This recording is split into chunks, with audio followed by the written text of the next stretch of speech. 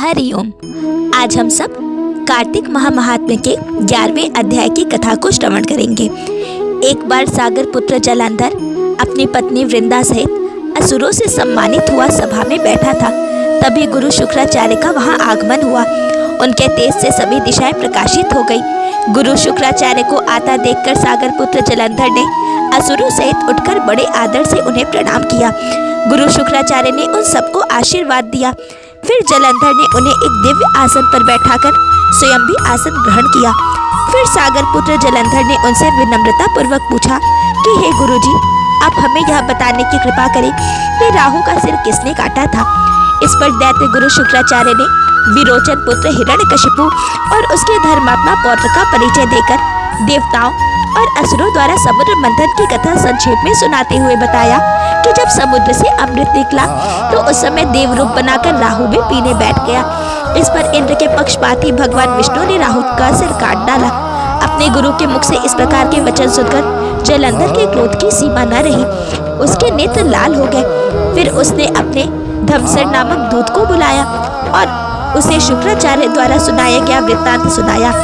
तत्पश्चात उसने धसमर को आज्ञा दी कि तुम शीघ्र ही इंद्रपुरी में जाकर इंद्र को मेरी शरण में लाओ। धसमर जलंधर का बहुत आज्ञाकारी एवं निपुण दूत था। वह जल्द ही इंद्र की सुधर्मा नामक सभा में जा पहुंचा और जलंधर के शब्दों में इंद्र से बोला, हे देवता धाम, तुमने समुद्र का मंथन क्यों किया और मेरे पिता के समस्त रत्नों को क्यों ले आए? ऐसा करके तुमने अच्छा नहीं किया। यदि तू अपना भला चाहता है तो उन सब रत्नों एवं देवताओं सहित मेरी शरण में आ जा, अन्यथा मैं तेरे राज्य का ध्वंस कर दूंगा। इसमें कुछ भी मिथ्या नहीं है। इंद्र बहुत विस्मित हुआ और कहने लगा, पहले मेरे भय से सागर ने सब पर्वतों को अपनी कुक्षी में क्यों स्थान दिया और उसने मेरे शत्रु दैत्यों की क्यों रक्षा की? इसी कारण मैंने उनके सब रत्न हरण किए हैं।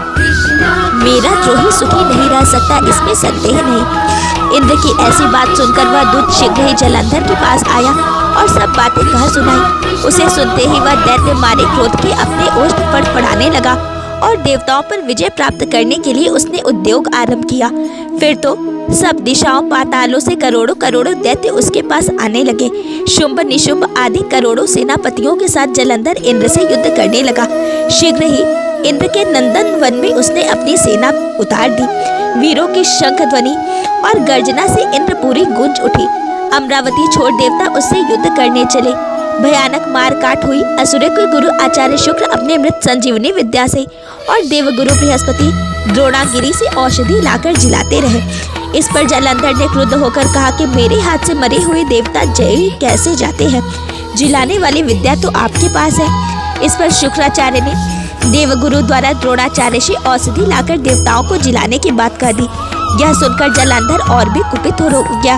फिर शुक्राचार्य जी ने कहा, यदि शक्ति हो तो द्रोणगिरी को उखाड़कर समुद्र में फेंक दो, तब मेरे कथन की सत्यता प्रमाणित हो जाएगी। इस पर जलंधर कुपित होकर जल्द ही द्रोणगिरी पर्वत के पास पहुंचा और अपनी भुजाओं से पकड़कर द्रोणगिरी पर्वत को उखाड़कर समुद्र में फेंक दिया। यह तो भगवान शंकर का तेज था। इसमें जलंधर की कोई विचित्रता नहीं थी। तत्पश्चात यह सागर पुत्र युद्ध भूमि में आकर बड़े तीव्र गति से देवताओं का संहार करने लगा। जब द्रोणाचार्य जी औषधि लेने गए तो द्रोणाचार्य को उखड़ा हुआ शून्य पाया। वह भयभीत हो देवताओं के पास आए और कहा कि युद्ध बंद कर दो, जलंधर को अब हम जीत नहीं सकेंगे। तत्पश्चात यह सागर पुत्र युद्ध भूमि में आकर बड़े तीव्र गति से देवताओं का संहार करने लगा। जब द्रोणाचार्य जी औषधि लेने गए तो उन्होंने देखा कि द्रोणाचार्य वहां नहीं था। अतः उन्होंने इस प्रकार से देवताओं को समझाया कि अब युद्ध बंद करना ही कल्याणकारक होगा। पहले इंद्र ने शिव जी का अपमान किया था। यह सुन देवता युद्ध में जय की आशा त्याग कर इधर उधर भाग गए। सेंद्रसुत निर्भय हो अमरावती में घुस गया। इंद्र आदि सब देवताओं ने गुफाओं में शरण ली। ओम शांति ही शांति ही शांति ही।